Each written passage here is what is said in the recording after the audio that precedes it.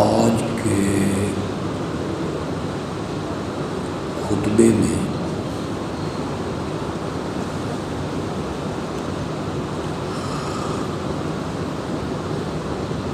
ان دعاؤں کا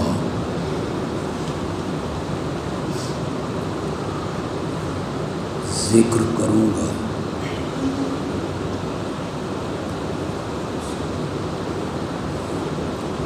جو دعائیں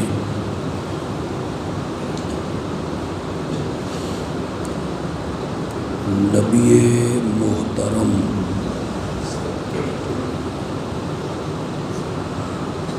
صلی اللہ علیہ وسلم نے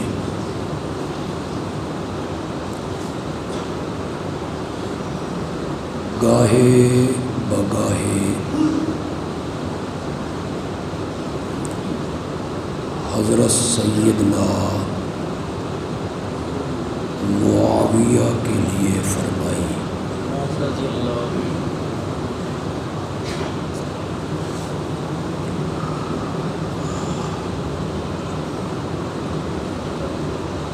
اس سے پہلے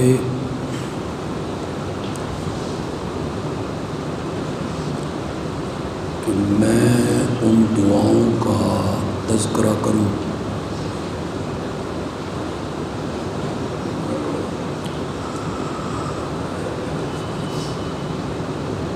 یہ بتلانا چاہوں گا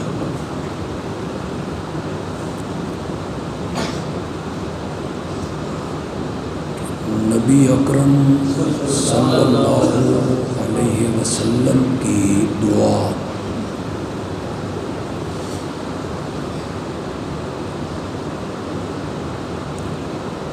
کوئی معمولی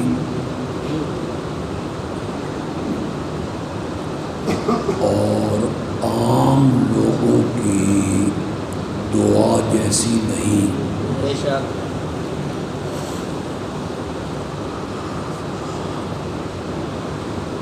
امت میں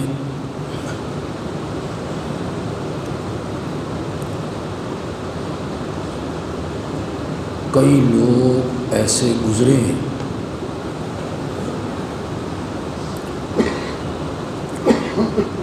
اور یقیناً اب بھی ہوں گے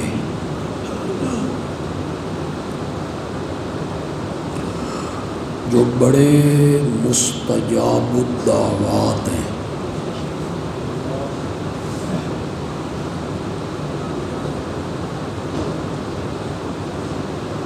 ان کی مانگی ہوئی دعائیں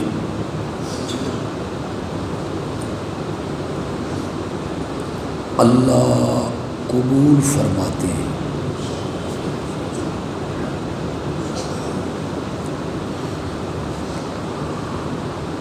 قبولیت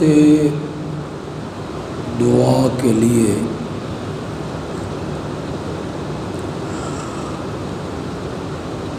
رزق حلال کے لقموں کا ہونا ضروری ہے۔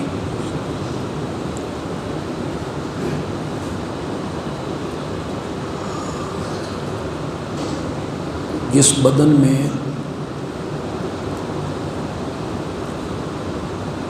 حرام کے لقموں کی آمیزش ہو،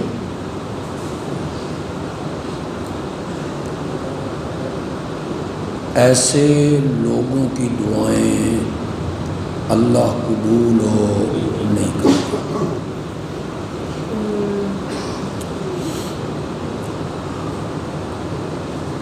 پھر دعا میں یکسوئی کا ہونا، توجہ، الہا، زاری، عاجزی،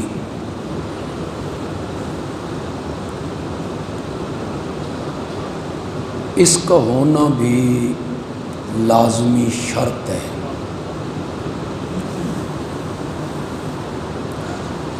پھر یقین،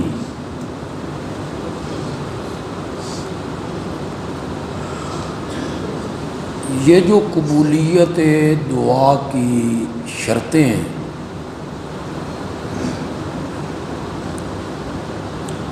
امت کے کسی آدمی میں پائی جائیں تو اللہ اس کی دعا قبول کرتا ہے۔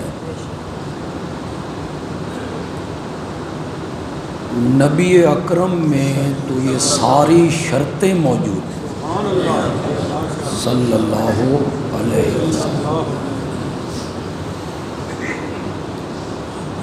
آپ کی دعا ہماری دعاؤں کی طرح نہیں ہے۔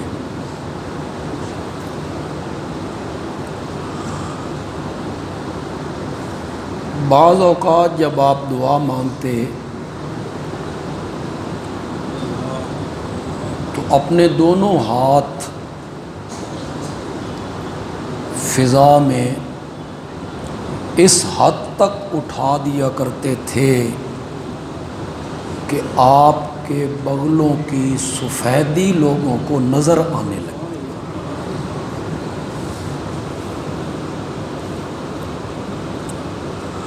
بہت ساری دعائیں ہیں آپ نے اللہ کے حضور التجا کی اور اللہ نے اسی وقت منظوری کی سند دے دی۔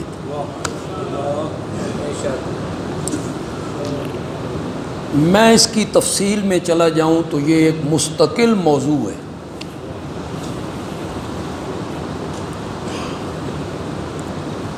حضرت ابو ہریرہ رضی اللہ تعالی عنہ کی والدہ مشرکہ ہے، کافرہ ہے۔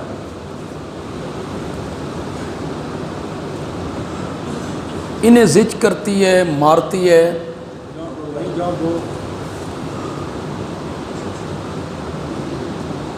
اور اکثر و بیشتر نبی پاک کو برا بھلا کہتی ہے۔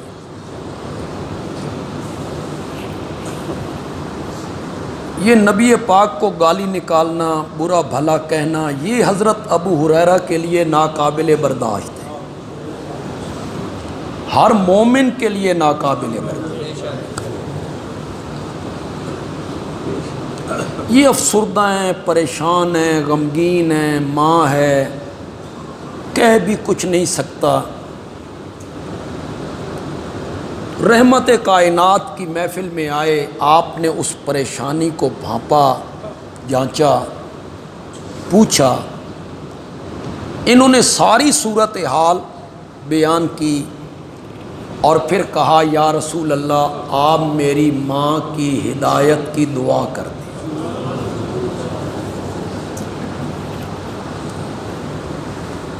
یہ نہیں کہا بھی اسے ہدایت دے دیں،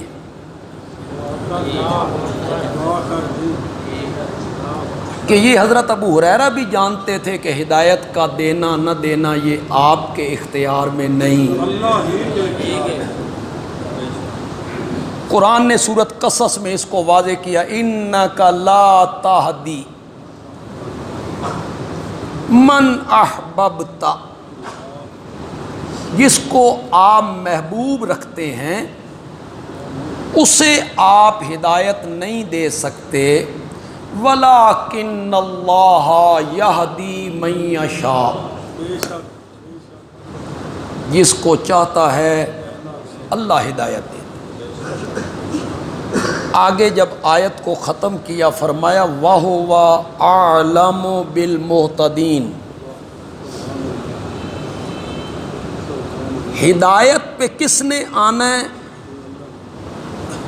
اسے بھی آپ نہیں جانتے، اسے بھی میں جانتا ہوں کس نے ہدایت پہ آنا ہے۔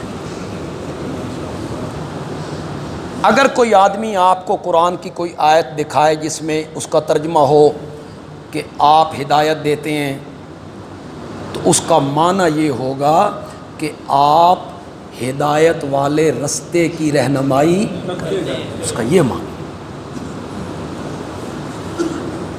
تو ہدایت کے دو معنی آتے ہیں، یہ عربی ایک قانون ہے، تو وہ لوگ آپ کو دکھائیں گے کہ دیکھو جی یہاں آیا ہے کہ تو ہدایت دیتا ہے، تو وہاں معنی کیا ہوگا، یعنی ہدایت کے رستے کی رہنمائی آپ کرتے ہیں۔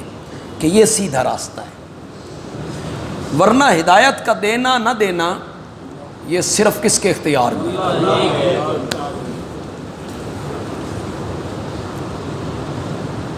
آپ نے حضرت ابو ہریرہ کی التجا پہ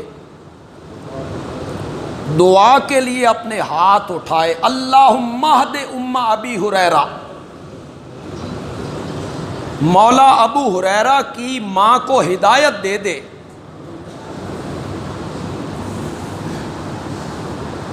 حضرت ابو ہریرہ محفل سے نکلے، تیز قدم اٹھاتے اٹھاتے گھر کی طرف جا رہے ہیں۔ یہ صوفی منش آدمی ہیں، یہ کبھی تیز چلتا نہیں ہے، آج بھاگنے کی حد تک جا رہا ہے۔ تو کسی نے دامن پکڑ کے پوچھا، ابو ہریرہ خیر تو ہے، بڑے جلدی میں ہو؟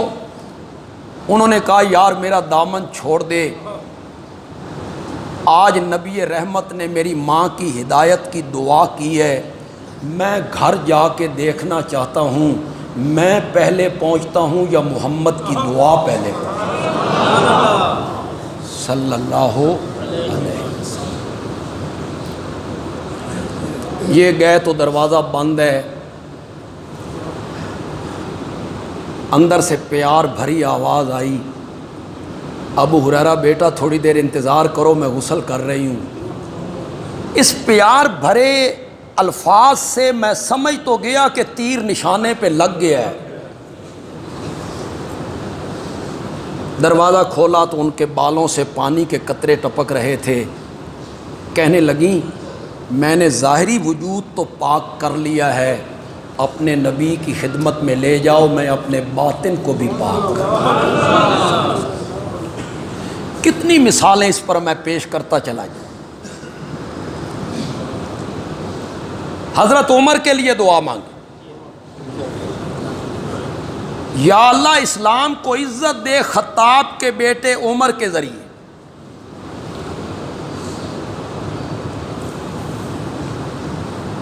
اور دعا اس طرح عرش کا سینہ چیر کے رب کے پاس پہنچی کہ حضرت عمر جب اپنے بہنوئی کو ساتھ لے کر دار ارقم آئے، جہاں نبی پاک قیام پذیر تھے، اور حضرت حمزہ بھی وہاں موجود تھے، اور کچھ صحابہ نے کہا بھی عمر آ رہے ہیں، اللہ خیر کرے۔ آپ نے فرمایا دروازہ کھول دو، میں نے تہجد میں ان کی ہدایت کی دعا مانگی ہے، یہ محمد کی دعا کی تاثیر اور تعبیر بن کے آ رہا ہے۔ تو میرے نبی کی جو دعا ہے یہ کوئی معمولی شے کہ آپ اسے معمولی شے سمجھیں کہ ہاں مانگی ہوگی دعا۔ یہ پہلی حدیث جو میں پڑھ رہا ہوں یہ ترمذی سے پڑھ رہا ہوں۔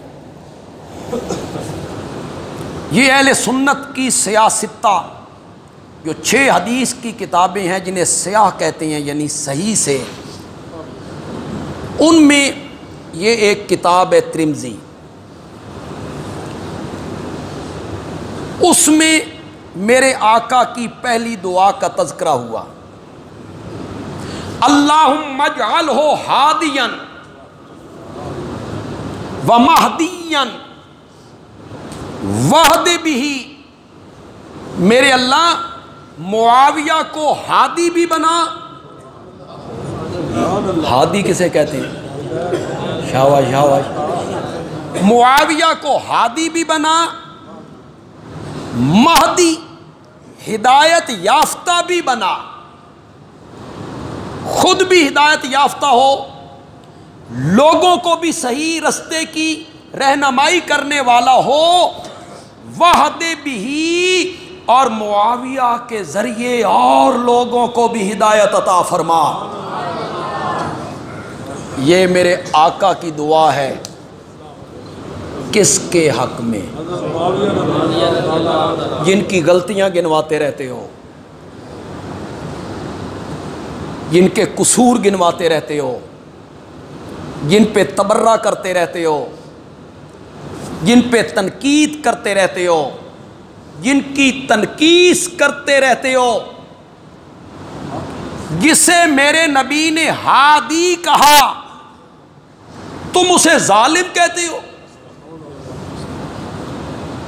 جسے میرے نبی نے مہدی کہا تم اسے خاطی کہتے ہو، جسے میرے نبی نے وعدے بھی اس کے ذریعے لوگوں کو ہدایت عطا فرما تم اسے ملوکیت کا بانی، شریعت کو غلط لائن پہ لگانے والا کہتے ہو۔ دراصل تم معاویہ پہ تبرہ نہیں کرتے ہو، محمد عربی کی دعا کو تسلیم نہیں کرتے۔ اگر آپ کی دعا کو تم تسلیم کرتے ہوتے کبھی انہیں خاطی، باغی، انادی تم کبھی نہ کہتے۔ پھر میں بار بار آپ کو سمجھا رہا ہوں، میں آپ کی ذہن سازی کر رہا ہوں، اور سوشل میڈیا کے ذریعے لاکھوں بندوں تک یہ ہماری آواز پہنچ رہی ہے۔ صحابہ کی عظمتیں سب بیان کر رہے ہیں، لیکن خاندان بنو امیہ اور معاویہ اور ہند اور ابو سفیان کا نام لینا یہ تھوڑا سا مشکل، یہ کام مشکل ہے۔ پروپیگنڈا ہوا ہے، پروپیگنڈا، اتنا پروپیگنڈا ہوا کہ ہمارے اہل سنت کے علماء اپنی کتابوں میں ابو سفیان کا نام خالی لکھتے ہیں، ابو سفیان رضی اللہ عنہ لکھنے کی بھی انہیں توفیق ہو۔ ایسی نفرت بھری گئی تاریخ کی کتابوں میں، مورخین نے، اور ان میں سبائی لوگ تھے، انہوں نے ایسا پروپیگنڈا کیا کہ ذہن میں، دل میں، دماغ میں نفرتیں پیدا ہو گئیں۔ جانتے ہیں آپ، اسلام قبول کرنے کے بعد، فتح مکہ کے دن انہوں نے اسلام قبول کیا، اسلام قبول کرنے کے بعد میرے آقا نے مکے کا فاتح بن کر جو اعلان کیا تھا، جو اللہ کے گھر میں آ جائے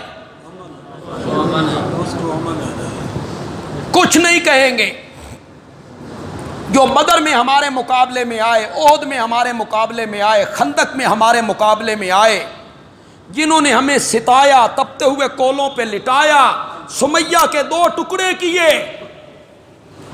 جو اللہ کے گھر کے اندر آ جائے اسے امن ہے۔ اٹھاؤ حدیث کی کتابیں اہل سنت کی، میرے آقا نے کہا من دخل دار ابی سفیان فَهُوَ آمِنٌ، اور جو ابو سفیان کی گھر کی 4 دیواری کے اندر چلا جائے محمد اس کو بھی امن دے دے۔ تم نے نفرتیں کیوں پھیلائیں؟ جس کے گھر کو میرے نبی نے دار امن قرار دیا، یا کرو انکار اس کا، جرت ہے تو اس کا انکار کرو۔ فتح مکہ کے بعد پہلی لڑائی ہوئی، غزوہ حنین، طائف، جانتے ہو اس غزوہ حنین میں حضرت ابو سفیان میرے نبی کے ساتھ تھے۔ یہ فتح مکہ کے چند دن بعد یہ لڑائی ہوئی ہے، جنگ ہوئی ہے حنین اور طائف کی۔ اس جنگ میں حضرت ابو سفیان میرے نبی کے ساتھ تھے، اور دوران جنگ ان کی ایک آنکھ شہید ہوئی، آنکھ باہر نکل آئی۔ وہ آنکھ کو اپنے ہاتھ پہ اٹھا کے لائے، یا رسول اللہ میری آنکھ شہید ہو گئی ہے۔ آپ نے فرمایا کہو تو میں دعا کروں، اور یہ آنکھ اپنی جگہ پہ فٹ ہو جائے۔ یہ کرنا چاہتے ہو یا اس کے بدلے جنت میں آنکھ لینا چاہتے ہو؟ بولو۔ چند دن کے ایمان نے ایسی کایا پلٹ کے رکھ دی، وہ کہتے ہیں دنیا کی آنکھ نہیں، جنت کی آنکھ چاہیے۔ یہ باتیں لوگ کیوں نہیں بیان کرتے؟ یہ کتابوں میں کون نہیں لکھی ہوئی؟ انہیں لوگوں کو کیوں نہیں سناتے ہو؟ جنگ یرموک، جنگ یرموک میں کون ہے؟ حضرت ابو سفیان، واہ، ان کا بیٹا یزید، جیڑے یزید دا نام آوے تھے وہ نہ سمجھ لیا کرو، اور بھی بڑے یزید ہیں دنیا میں، ایک ہی یزید نہیں ہوا۔ یہ با یزید بستامی کون ہے؟ اس کو با یزید کیوں کہتے ہو؟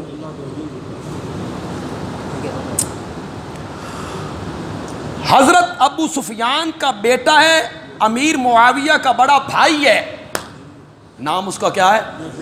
صحابی ہے، صحابی، حضرت معاویہ سے پہلے شام کا گورنر رہا، ان کی وفات کے بعد ان کی جگہ پہ معاویہ آئے، یزید ابن ابی سفیان، وہ بھی ساتھ ہے، حضرت معاویہ بھی ساتھ ہے، ان کی والدہ ہند بھی ساتھ ہے، سارا گھرانہ اس جنگ میں ساتھ ہے۔ اس جنگ میں حضرت ابو سفیان کی دوسری آنکھ بھی شہید، نابینا ہو، اللہ کی راہ میں لڑتے ہوئے۔ اور جب اس کے بعد ایک غزوہ آیا تو یہ پھر تیار ہو گئے، میں بھی جاؤں گا۔ بیٹوں نے، پوتوں نے کہا اپنی عمر دیکھیں، بڑھاپا دیکھیں، پھر آنکھیں نہیں ہیں، نابینا ہیں، آپ لڑیں گے کیا اور ہم کیا لڑیں گے؟ آپ کو سنبھالیں گے یا ہم لڑیں گے؟ تو حضرت ابو سفیان نے فرمایا لڑ تو نہیں سکتا، لڑوا تو سکتا ہوں نا۔ تجربہ کار بندہ ہے، ذہین آدمی ہے، ذہانت کا اندازہ اس سے لگائیے۔ شام سے واپس آ رہے ہیں، 60 بندوں کا وفد اس کے ساتھ ہے، نبی پاک 313 صحابہ کو لے کے ان کا راستہ روکنے کے لیے آ گئے۔ تو انہیں احساس ہوا کہ میں مدینے کے قریب سے گزر رہا ہوں، ہو نہ ہو مسلمان میرا راستہ۔ تو اس نے ان 60 بندوں کی جگہ پہ ٹھہرایا، تھوڑا دور ایک ٹیلے پہ گیا تو وہاں ایک بندے سے پوچھا یہاں تم نے کوئی بندے تو نہیں دیکھے؟ نے کہا ہم 2 بندے دیکھے ہیں۔ کس پہ سوار تھے؟ کہ اونٹ پہ سوار تھے۔ کہاں تھے ان کے اونٹ؟ کہ فلاں جگہ پہ۔ یہ وہاں پہنچے تو وہ اونٹ کی جو مینگنیاں تھیں انہوں نے انہیں کھولا اور کھول کے کہنے لگے یقیناً یہ اونٹ مدینے کے ہیں، اس لیے کہ مدینے ہی کے اونٹوں کو کھجور کی گٹھلی کا چارہ ڈالا جاتا ہے، اور ان مینگنیوں میں کھجور کی گٹھلیاں نکلی ہیں، تو یقیناً مدینے والوں نے میری جاسوسی کی ہے۔ آپ اس کی ذہانت کا اندازہ لگائیں، وہ فوراً سمجھ گئے کہ یہ اونٹ جو ہیں یہ مدینے کے۔ دوسری آنکھ اللہ کے راستے میں شہید۔ یہ میرا موضوع نہیں، لیکن میں بار بار آپ کی ذہن سازی کر رہا ہوں کہ یہ بھی صحابی ہیں۔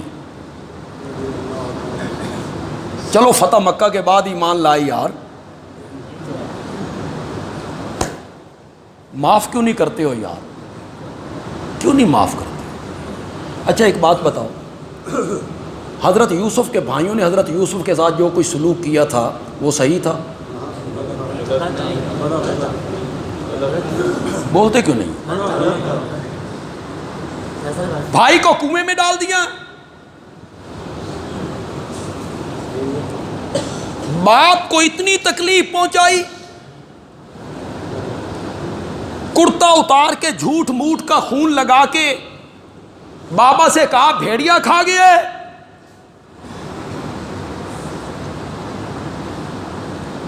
لگاؤ فتویٰ حضرت یوسف کے بھائیوں پر، بولو لگاؤ، بولو کوئی جملہ، وہ پیغمبر زادے ہیں، کوئی جملہ بولو ان کے متعلق، انہوں نے یہ کیا، یہ ظلم کیا، یہ زیادتی کی، بولو۔ نہیں بولتے ہو صرف اس لیے کہ حضرت یوسف نے بھی معاف کر دیا، یوسف کے رب نے بھی معاف کر دیا۔ اس لیے ان کی پچھلی باتوں کا ذکر نہیں کرتے ہو. نہیں نہ کرتے ہو, ان کی پچھلی باتوں کا ذکر کیوں کرتے ہو؟ کیا اسلام قبول کرنے نے ان کے پچھلے گناہوں کو نہیں مٹا دیا؟ ان الاسلام یہدم ما کان قبلہ. اسلام کا قبول کرنا پچھلے سارے گناہوں کو کیا کر دیتا ہے؟ ختم کر دیتا ہے. تم کیوں یاد رکھے ہوئے ہو؟ جب رب نے معاف کر دیا, میرے آقا نے معاف کر دیا, میرے آقا نے ان کے گھر کو امن کا گھر قرار دیا, اور پھر قرآن نے فیصلہ کیا. چھوڑیے یار ساری باتیں, یہی تو وہ کتاب ہے, ذالک الکتاب, یہ بولتی ہے اور سچ بولتی ہے. اس کا نہ کوئی راوی ہے نہ اس پر کوئی جرح ہے. اس کی سورت حدید پڑھو, 27واں پارہ پڑھو, آیت نمبر 10 پڑھو. وہاں اللہ نے یہی کہا, فتح مکہ سے پہلے ایمان قبول کرنے والے, فتح مکہ کے بعد ایمان قبول کرنے والے, یہ دونوں برابر نہیں. پہلوں کا مقام بہت بلند ہے, بہت بلند ہے. جنہوں نے پہلے ایمان قبول کیا ان کا ایمان بہت بلند ہے. حضرت ابو سفیان جیسے ہزاروں بندے اکٹھے ہو جائیں, حیدر کرار کا مقابلہ نہیں ہو سکتا. اپنی اپنی جگہ پہ رکھو. حضرت علی کا مقام بہت بلند ہے, وہ السابقون الاولون میں, پھر وہ من المہاجرین میں, بچوں میں سب سے پہلے انہوں نے کلمہ پڑھا. پھر ان کی ایک وصف, صفت, خصوصیت, امتیازی خصوصیت یہ ہے کہ ان کی پرورش نبوت کی گود میں ہوئی تھی. کسی اور صحابی کی پرورش نبوت کی گود میں نہیں ہوئی. سچ سچ بولو, میرے آقا نے حضرت علی کی کیسے پرورش کی ہو, اخلاق کیسے سنوارے ہوں گے, عادات کیسے سنوارے ہوں گے, بولنے چالنے, رہن سہن, اٹھنا بیٹھنا, سونا جاگنا, میرے آقا نے کیسی تربیت کی ہوگی. اپنے اپنے مقام پر رکھو. اگر کسی کے ذہن میں یہ ہے نا کہ ہم حضرت معاویہ کی تعریف کر رہے ہیں, عظمتیں بیان کر رہے ہیں, تو الیاذ باللہ الیاذ باللہ ہم حضرت علی کو گھٹا رہے ہیں. نہ میرے بھائی, حضرت معاویہ جیسے لاکھوں آدمی حضرت علی کا مقابلہ نہیں کر سکتا. وہ بہت پہلے کا مومن ہے, وہ بہت اعلیٰ ہیں. ہجرت والی رات اس بستر پہ سونا جس بستر والے کو کافر مارنا چاہتے ہیں آسان تھا؟ قربانی دیکھیں, پھر بدر میں ان کی قربانی دیکھیں, پھر احد میں ان کی قربانی دیکھیں, پھر خندق میں ان کی قربانی دیکھیں. فرشتوں کو بھی ورطہ حیرت میں ڈال دیا اس نے. حضرت معاویہ کا جتنا بھی اونچا مقام ہوتا چلا جائے, حضرت علی کے درجے کو نہیں پہنچ سکتا, ان کے مقام کو نہیں. یہ جو ہماری تقریر پہ تم کومنٹ کرنے لگ جاتے ہو علی کے دشمن ہیں, تمہارے پاس اور کوئی فتویٰ نہیں ہے, کوئی فتویٰ نہیں ہے تمہارے پاس. اہل بیت کے دشمن ہیں, حضرت علی سے بغض رکھتے ہیں. حضرت معاویہ کی تعریف کرنا یہ بغض معاویہ ہے. گالیاں نکالنا, دشمن علی کہنا یا دشمن اہل بیت کہنا, یہ کوئی کمال نہیں ہے, کوئی فن نہیں ہے. ہمت ہے تو دلائل کے میدان میں آؤ, ہمارے دلائل کو جھٹلاؤ, ہمارے دلائل کو جھٹلاؤ. دلیل کا جواب دلیل سے دو, دلیل کا جواب گالی سے نہیں دینا. میں نے ایک تقریر میں بیان کیا کہ نبی پاک نے کہا تھا اللہ یہودیوں نصارہ پہ لعنت کرے جنہوں نے اپنے نبیوں کی قبروں کو سجدہ گاہ بنا لیا؟ کہا تھا. تو میں نے وہاں سے ثابت یہ کیا کہ تم کہتے ہو وہ بت پوجتے تھے اور نبی پاک فرما رہے ہیں کہ وہ تو نبیوں کی قبریں پوجتے تھے. اوپر کمنٹ ہو رہا ہے یہ مزاروں پہ نہیں جانے دیتے. واہ، میں یہ کہہ رہا ہوں کہ قبر پہ نہ جاؤ. میرے کہنے کا یہ مقصد تھا کہ قبرستان نہ جاؤ. قبرستان جاؤ. قبرستان جانا میرے نبی کی سنت ہے. سنت سمجھ کے جاؤ. جو اصل تکلیف ہے نا اس تکلیف پہ آؤ. قبرستان جاؤ ان کو کچھ دینے کے لیے، ان سے لینے کے لیے نہیں. تکلیف تمہیں یہ ہے، تم وہاں سے مانگنے لگ جاتے ہو. ہم کہتے ہیں نہیں، ان کو بخشو، کچھ پڑھ کے ان کو. ہم کہہ رہے ہیں نبیوں کی قبروں کو انہوں نے سجدہ گاہ بنا لیا. تم کمنٹ کر رہے ہو مزاروں پہ نہیں جانے دیتے، اے پیرانو نہیں مندے.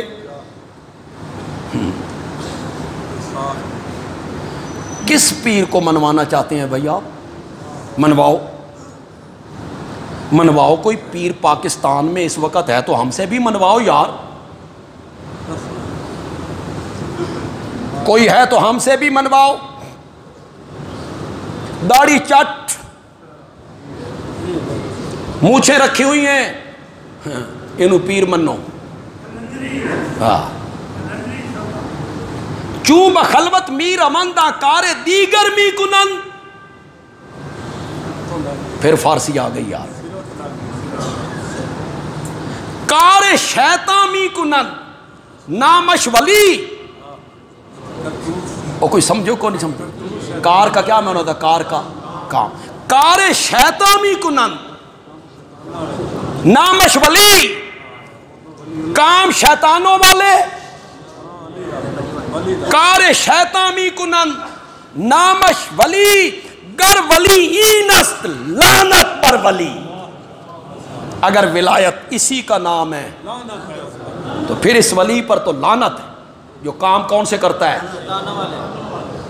ولی بھنگ پیتا ہے، ولی شراب پیتا ہے، ولی نماز نہیں پڑھتا، ولی داڑھی نہیں رکھتا، ولی غیر محرم عورتوں سے حجاب نہیں کرتا، ان سے مٹھیاں دبواتا ہے. کار شیطان چوں بخلوت میر امندہ کار دیگر می کنن. یہ ترجمہ کرا کہ نہ کرا؟ چوں بخلوت میر امندہ کار دیگر می کنن. جب محفل میں ہوتے ہیں اللہ اللہ اللہ تسبیح، سر جھکایا ہوا ہے. چوں بخلوت میر امندہ کار دیگر می کنن. جب الگ ہوتے ہیں تو پھر اس وقت ان کے کرتوت دیکھا کرو. کس ولی کو منوانا چاہتے ہیں بھائی آپ؟ ہمیں بھی بتاؤ کہ یہ ولی ہے. ولی وہ ہوتا ہے جس کا کوئی قدم میرے نبی کی سنت کے خلاف نہ اٹھتا ہو. وہ ہوتا ہے ولی. سنت پہ عمل کرے، سنت کی پابندی کرے، وہ ہوتا ہے ولی.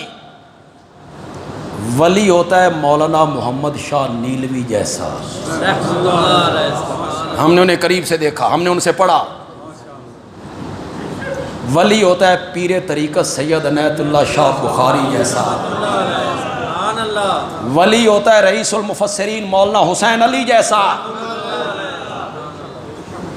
ولی وہ ہوتا ہے جو دن میں قرآن پڑھائے. یہ جنہیں تم نے سارے ولی بنا کے رکھے ہوئے ہیں، ان میں سے کسی نے قرآن کا ترجمہ لکھا ہے؟ کوئی نہیں. وہ کئی چپ کر گئے. کوئی نہیں لکھا ہے کسی نے قرآن کا ترجمہ؟ ولی وہ ہوتا ہے جو قرآن پڑھائے، قرآن کی تفسیر پڑھائے، وہ ہے ولی، وہ ہے اور اگر آپ میری بات مانیں، میری ساتھ متفق ہو جائیں، میرا تجزیہ کہ بندیالوی نے صحیح تجزیہ کیا ہے. اس دور میں جو آدمی صرف فرائض پورے کرے، فرائض نفل نہیں پڑھتا، تہجد نہیں پڑھتا، تلاوت بھی نہیں کر رہا، صدقات بھی نہیں، صرف فرض نماز، زکوٰۃ، روزہ، حج، اس دور میں جو آدمی صرف فرض پورے کرے اور حقوق العباد میں کوتاہی نہ کرے وہ ولی ہے، وہ مومن کیا ہے؟ ہر مومن اللہ ولی الذین آمنوا، اللہ ولی الذین آمنوا، اللہ ایمان والوں کا دوست ہے۔ ولایت اس کا نام ہے۔ میرے آقا کی قُلْ إِن كُنتُمْ تُحِبُّونَ اللَّهَ فَاتَّبِعُونِي يُحْبِبْكُمُ اللَّهُ، اللہ اکبر، وَيَغْفِرْ لَكُمْ ذُنُوبَكُمْ۔ میرے پیغمبر، یہ یہودی کہتے ہیں ہم اللہ کے محبوب ہیں، یہ عیسائی کہتے ہیں کہ ہم اللہ کے محبوب ہیں، ہم اللہ کے پیارے ہیں۔ میرے پیغمبر اعلان کر، ان کنتم تحبون اللہ فاتبعونی، اگر تم اللہ سے محبت کرتے ہو تو پھر میرے پیچھے چلو، میری اتباع کرو، میری پیروی کرو۔ یحببکم اللہ، اللہ اکبر، اللہ اکبر، اللہ اکبر۔ اگر تم میری اتباع کرو اور میری پیروی کرو تو اللہ تم سے محبت کرنے لگ جائے گا۔ تو جس سے اللہ محبت کرے وہ کون ہوتا ہے؟ ولی۔ اب ولایت کیا ہے؟ گیرو رنگ کے کپڑے پہنے ولی ہے۔ ولی کون ہے؟ گلے چ مڑکے ہون، زنجیر، ہاتھ چ کڑے، اتے لیٹ، یہ ولایت ہے۔ بڑا ہی ولی ہے جی، پہنچی ہوئی سرکار ہے جی، کیوں جی؟ کپڑے نہیں پہنتا۔ پاکستان دی ولایت ویکھو، میں نے کہا کپڑا تک کھوتا بھی نہیں پہنتا،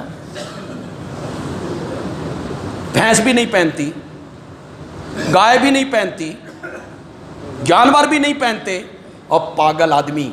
کپڑے نہ پہننا جانوروں کا کام ہے، کپڑے پہننا انسانوں کا کام ہے۔ سبحان اللہ۔ کپڑا نہ پہنے ولی ہے۔ اچھا جی یہ کیوں ولی ہیں؟ یہ بولتے نہیں ہیں، اس کا نام کیا ہے جی؟ چپ شاہ۔ کیا ہے؟ چپ شاہ۔ یہ بولتا نہیں ہے، لوگ پیسے دیتے ہیں، پیسے لے کے جیب میں ڈال لیتا ہے، بولتا نہیں، بولے نہیں، ولی ہے۔ یہ ولایت کا معیار ہے۔ قرآن نے کہا کنتم خیر امۃ اخرجت للناس تأمرون بالمعروف وتنہون عن المنکر، تم بہترین امت ہو اس لیے کہ تم نیکی کا حکم دیتے ہو برائی سے۔ قرآن کہتا ہے نیکی کا حکم دو، بولو۔ میرے آقا نے کہا بلغوا انی ولو آیا، تمہیں ایک مسئلے کا بھی پتہ چلے بلغوا، اسے آگے۔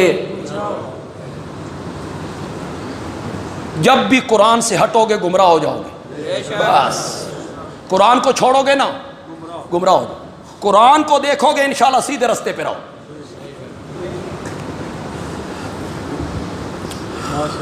میرے آقا نے دعا مانگی، اللہم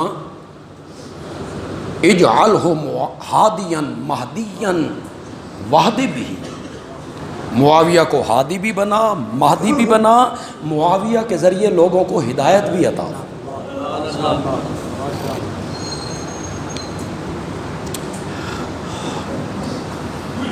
پھر میرے آقا نے ایک دعا مانگی، کنز العمال نے نقل کی،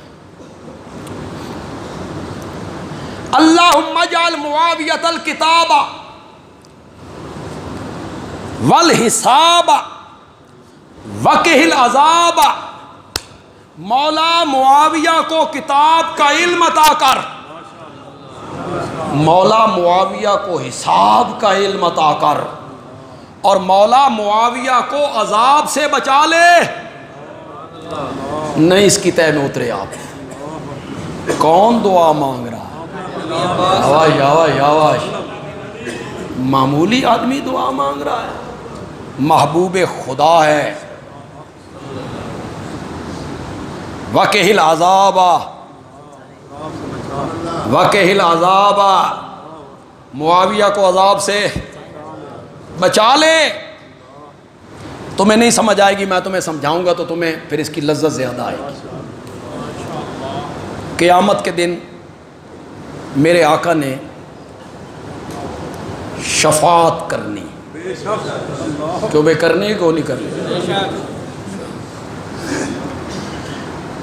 ہمارے متعلق پروپیگنڈا ہوتا ہے کہ یہ اشاعت و توحید کے لوگ جو ہیں یہ شفاعت کو مانتے نہیں، یہ شفاعت کے منکر ہیں۔ میں کہتا ہوں کہ میرے آقا نے میدان معاشر میں ایک شفاعت نہیں کرنی، دو شفاعتیں کرنی ہیں، دو۔ ہمارے متعلق تم کس طرح کہتے ہو کہ یہ شفاعت کو نہیں مانتے؟ ہم تو کتنی شفاعتوں کے قائل ہیں۔ شفاعت کبریٰ ساری خلقت کے لیے، فرعون اس میں، نمرود اس میں، حامان اس میں، قارون اس میں، ابو جال اس میں، عبداللہ ابن ابی اس میں، یہ جو میرے نبی کے خاکے بنا رہے ہیں بغیرت، یہ بھی ان میں، اللہ کے منکر اس میں، ہندو، سکھ، عیسائی، مجوسی، یہودی، ساری خلقت کے لیے میرے نبی نے شفاعت کے لب کھولنے ہیں۔ وہ شفاعت کیا ہوگی؟ مولا خلقت بڑی تنگے، حساب کتاب بعد چویتے شروع کر نہیں، ذرا جلدی شروع کر۔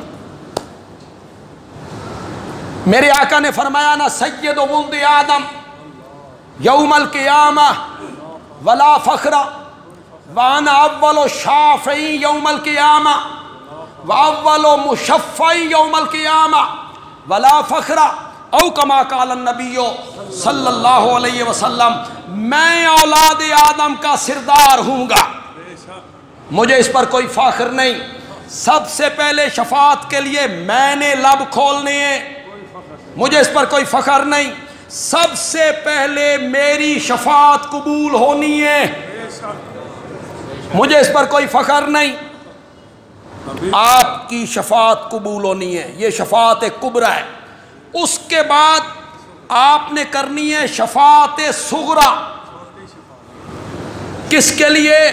امت کے گناہگاروں کے لیے، صرف موحدوں کے لیے۔ خود حدیث میں آیا شرک کر کے میرے پاس نہ آنا، اگر شرک کر کے میرے پاس آؤ گے تو رب مجھے شفاعت کرنے کی اجازت تمہارے حق میں نہیں دے گی۔ موحدوں کے حق میں انشاءاللہ، ہمارے حق میں ہونی ہے انشاءاللہ۔ مشرک کے حق میں تو اجازت ہی نہیں۔ لا یتکلمون الا من اذن لہ الرحمن وقال، وہاں ثوابہ کا یہی معنی ہے، جس نے شفاعت کرنی ہے وہ ٹھیک ٹھاک بولے گا، یعنی موحد کے حق میں کرے گا، مشرک کے حق میں شفاعت نہیں کرے۔ تو وہ جو میرے آقا نے شفاعت کرنی ہے آپ کے حق میں، میرے حق میں، گناہگاروں کے حق میں، وہ کیا کہنا ہے؟ کیا کہیں گے آقا؟ کیا شفاعت کریں گے؟ شفاعت دعا ہے۔ شفاعت کیا ہے؟ کیا کہیں گے؟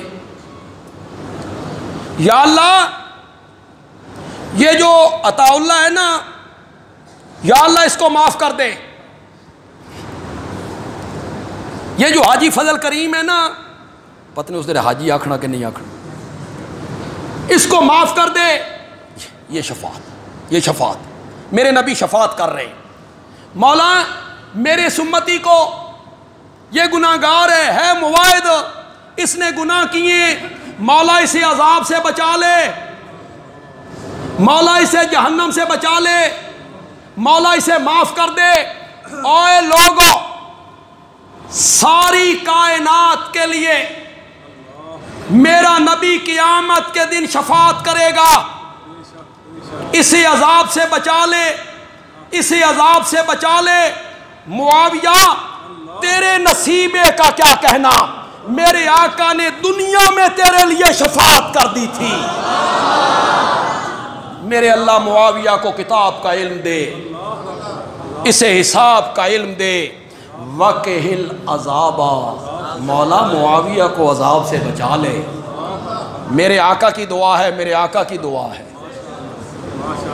میں نے پیچھے ذکر کیا پیروں کا، ولیوں کا، بزرگوں کا، تو وہ جو لوگ کمزور عقیدے کے ہوتے ہیں، پیر پرست ہوتے ہیں، وہ سمجھتے ہیں بھئی سب کچھ پیرہ دی چھوچے، باقی شے کوئی نہیں، تو وہ کہتے ہیں بزرگاں دی جڑی دعا ہے نا، اے عرش دا سینہ چیر کے رکھ دیندی ہے۔ بزرگ کی دعا ہے نا، میرے ولی نے دعا کی، میرے پیر نے دعا کی، میرے مرشد نے دعا کی، پھولا نہیں سماتا۔ میرے مرشد نے دعا کر دی ہے، اور مرشد کی دعا عرش کا سینہ چیر دیتی ہے۔ تیرا مرشد دعا کرے تو وہ عرش کا سینہ چیر دیتی ہے، اور یہاں کائنات کا مرشد دعا کر رہا ہے۔ کس کے حق میں؟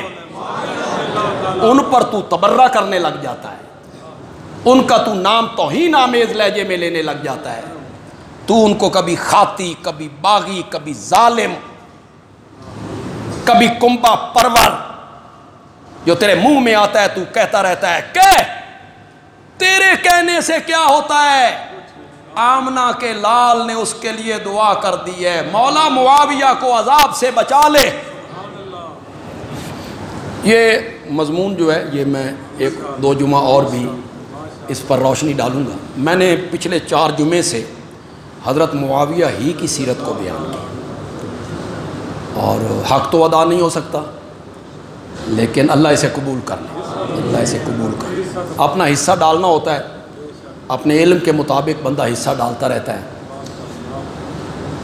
آپ نے وضو خانے میں لگے ہوئے ہمارے اشتہار اگر دیکھیں ہیں، نہیں دیکھے تو پلٹتے ہوئے ضرور دیکھیے گا۔ عشرہ ختم نبوت آج سے شروع ہو رہا ہے، 10 دن تک یہ پروگرام رہیں گے۔ مختلف مساجد میں ہمارے درس قرآن ہوں گے، جس میں مختلف حلقہ جات میں 8 درس میں نے دینے، وہ مرکزی درس کہلائیں گے، ان کا اشتہار الگ سے لگا ہوا ہے۔ میں آپ سے خاص کر کے اپنے کارکنوں سے، اراکین سے اپیل کروں گا کہ آپ اول تو کوشش کریں کہ تھوڑی سی تکلیف ہو، سفر بھی کرنا پڑے، تو آقا کی ختم نبوت کا مضمون سننے کے لیے ہر درس میں شریک، اول تو یہ کوشش کریں۔ اور اگر یہ آپ پر شاق گزرتا ہے یا آپ کے لیے مشکل ہے، تو پھر اتنی اپیل تو میری آپ ضرور مانیں کہ جو آپ کے محلے میں درس ہو رہا ہے، آپ کے قرب میں نزدیک درس ہو رہا ہے، کم از کم اس درس میں آپ لازماً شامل ہو۔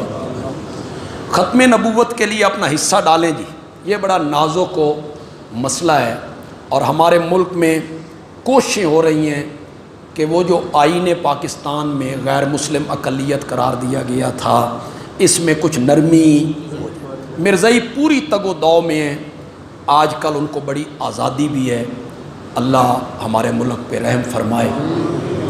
تو ہمیں بھی اس ختم نبوت کے لیے محنت کرنی چاہیے۔ تو ہمارا اس سلسلے کا جو آخری پروگرام ہوگا وہ انشاءاللہ 30 اکتوبر کو ہوگا، 30 اکتوبر یہیں معاویہ مسجد، جمعے کا دن ہوگا، مغرب کی نماز کے بعد ہوگا۔ ہو سکتا ہے اسی دن 12 ربیع الاول بھی ہو سکتا ہے کہ 12 ربیع الاول بھی جمعے کا ہی بن جائے، یا جمعرات کا بنے گا یا جمعے۔ اس میں بڑے بڑے علماء تشریف لائیں گے۔